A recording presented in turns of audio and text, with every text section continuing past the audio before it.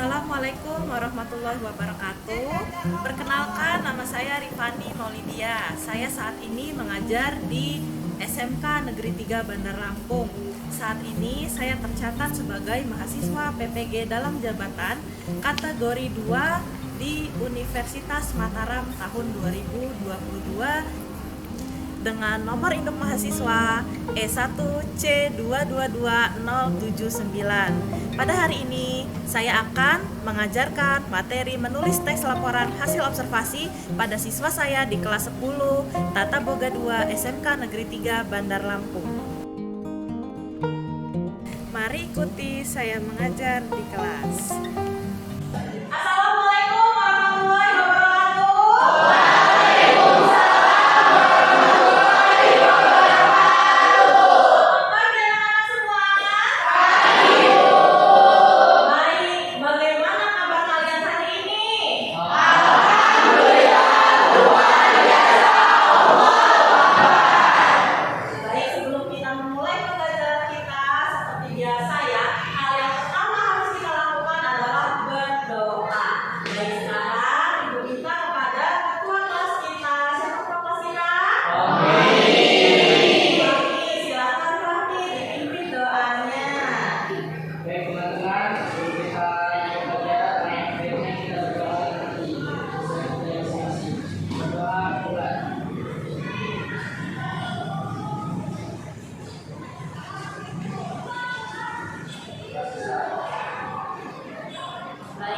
Semoga doa kita dijawab oleh Allah Subhanahu wa Ta'ala dan pembelajaran kita dapat diterima dengan maksimal. Amin ya Rabbal alamin. Nah, setelah kita berdoa seperti biasa nih, Ibu mau cek dulu kehadirannya.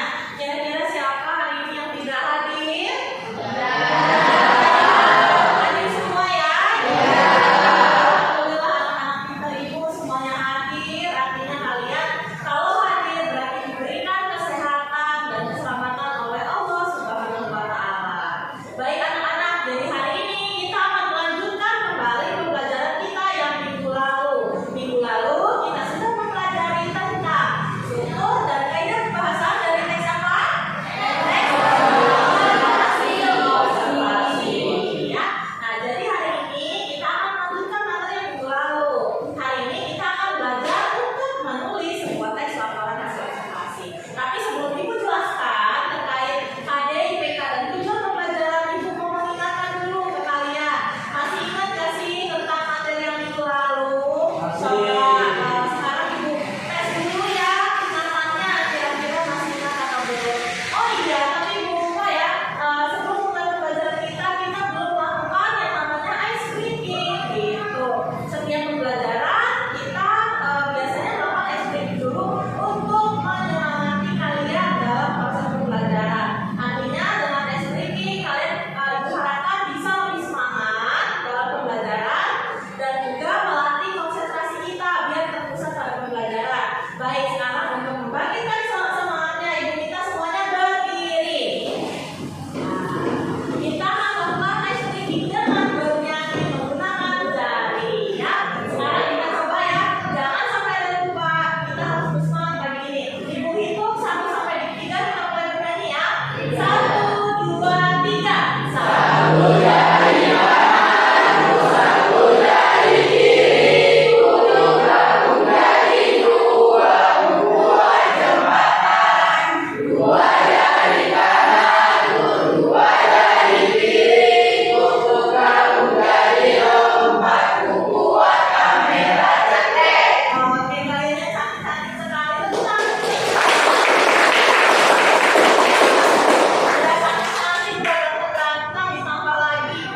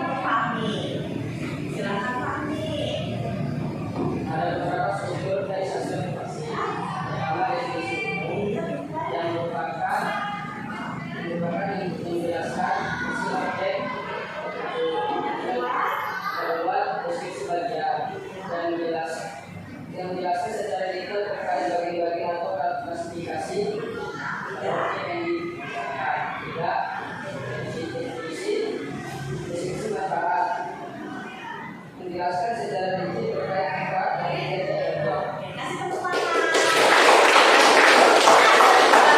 Ada definisi umum, kemudian deskripsi bagian dan deskripsi manfaat. Terakhir kemarin kita sudah mempelajari tentang analisis kaidah perbahasan. Siapa yang masih ingat kaidah perbahasan ada berapa? Iya. Coba yang satu ini coba silahkan Azaz. Pertama, menggunakan kalimat posisi. Ya. Kedua, menggunakan kalimat posisi. Oke. Ketiga, menggunakan kalimat simpel dan kompleks. Iya. Gunakan kalimat apresiasi. Iya. Kemudian Menggunakan kalimat data. yang keenam.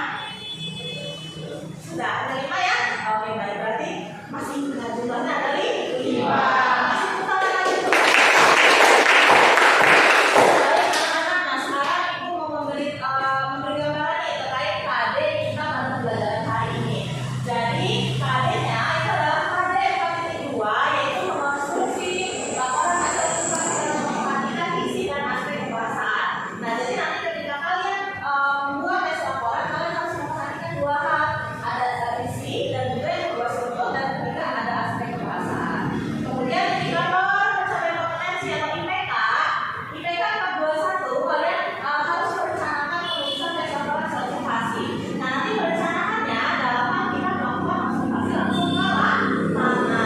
Kemudian 2.2 menyusun tes laporan hasil observasi dalam memperhatikan isi, struktur, aspek pembahasan secara tulis. Terakhir, ini tujuan pembelajaran kita. Jadi kita menggunakan kode pembelajaran project based learning. Artinya dalam kita belajar nanti kita menghasilkan suatu produk. Produknya adalah berupa suatu tulisan dengan pendekatan saintifik dan metode wisata lapangan. Nah, seperti yang dijelaskan tadi, metode wisata lapangan itu adalah metode kita. Kalau biasanya belajar di kelas, kali ini kita akan belajar di luar kelas dengan mengamati objek di lapangan sekitar kita secara langsung. Diharapkan siswa dapat menyusun sebuah tes laporan hasil observasi dengan memperhatikan isi, struktur, dan juga aspek pembahasan secara tulis dengan baik dan benar. Baik, sampai sini ada yang mau ditanyakan, Nak? Tidak ada ya? Baik, kita masuk ke kegiatan inti. Nah, di kegiatan inti ini, Ibu punya beberapa video untuk kalian. Nah, silakan nanti kalian amati videonya. Kira-kira nanti kalian hubungkan dengan dunia kalian sehari-hari. Apakah kalian sering melihat objek ini atau tidak? Baik, kita simak dulu. Assalamualaikum warahmatullahi wabarakatuh.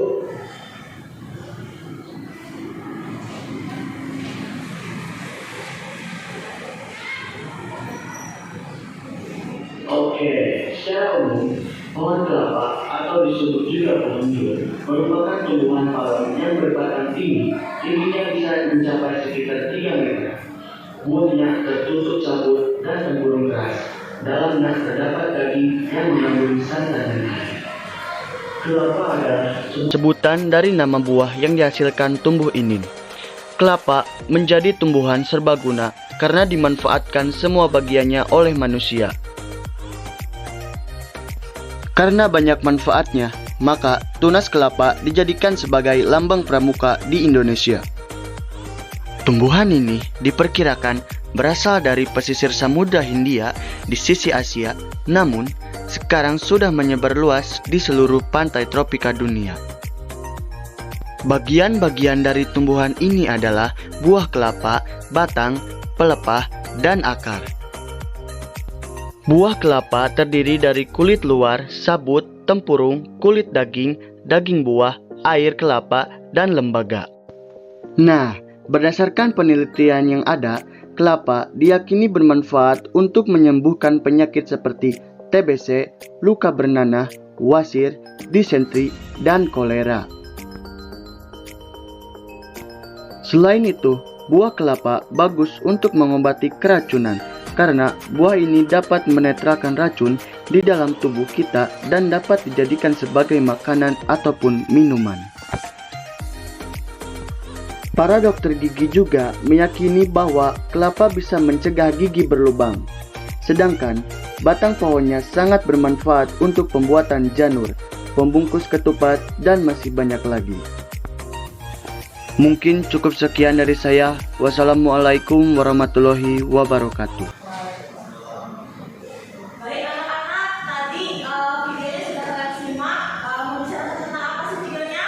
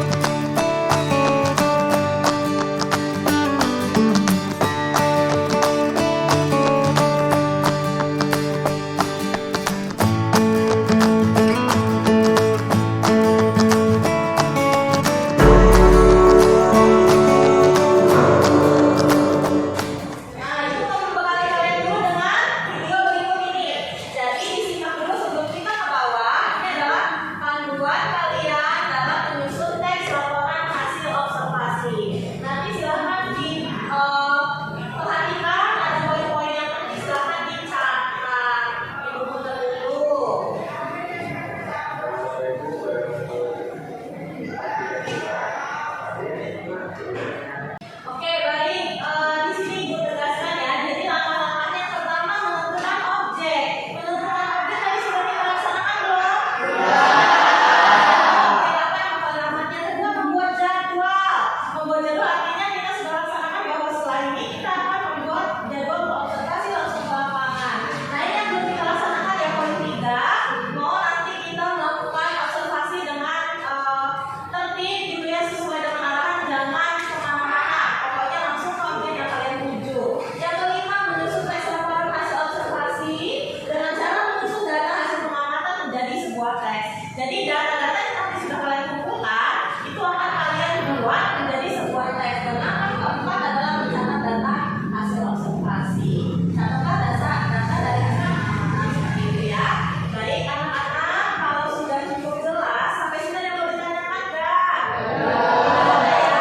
Baik, sekarang kita akan ke lapangan. Mohon kalian untuk membawa LKPD yang nanti akan Ibu bagikan. Ini nanti akan Ibu bagikan LKPD.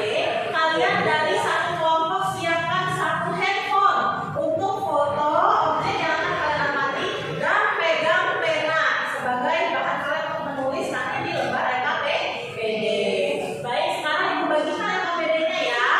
Ini untuk kelompok 1, silakan terima LKPD-nya.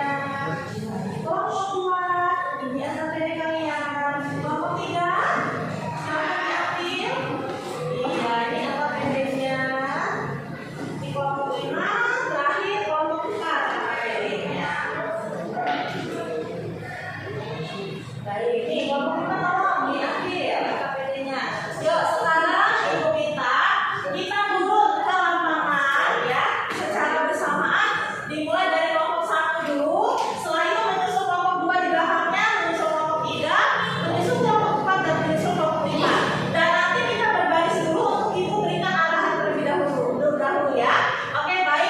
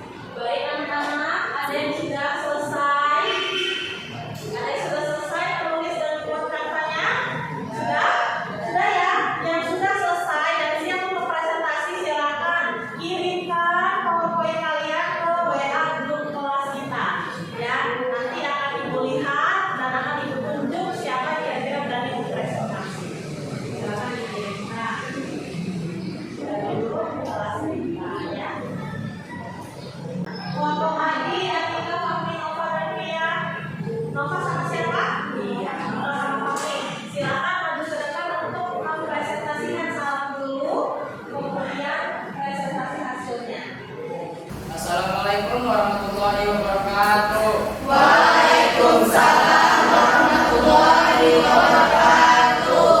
Kami berdua perwakilan dari kelompok 2 ingin mempresentasikan hasil kerja kelompok kami. Secara umum, pohon ketapang biasanya banyak dijumpai di halaman seperti halaman kantor, halaman sekolah, halaman rumah maupun di pinggir jalan. Tinggi pohon ketapang bisa mencapai 10 sampai 35 meter. Pohon tersebut memiliki kulit buah berwarna hijau yang akan berubah merah saat Tempat menghadap layar. Biji ketapang bisa dimakan dan mengandung minyak yang menyerupai minyak almond. Selain itu, pohon ini juga memiliki biji yang mengandung minyak dan minyak yang menyerupai minyak almond yang berkhasiat untuk pengobatan inflamasi pada sendi. Selain itu juga masyarakat kerap memanfaatkan pohon ini sebagai tempat berteduh. Sekian dari kami. Wassalamualaikum warahmatullahi wabarakatuh. Luar biasa ya teman kita satu ini dari kelompok dan juga tidak textbook seperti itu. Baik, Ibu silakan kepada teman-teman semua dari kelompok lain yang ingin komentar atau memberikan masukan untuk kelompok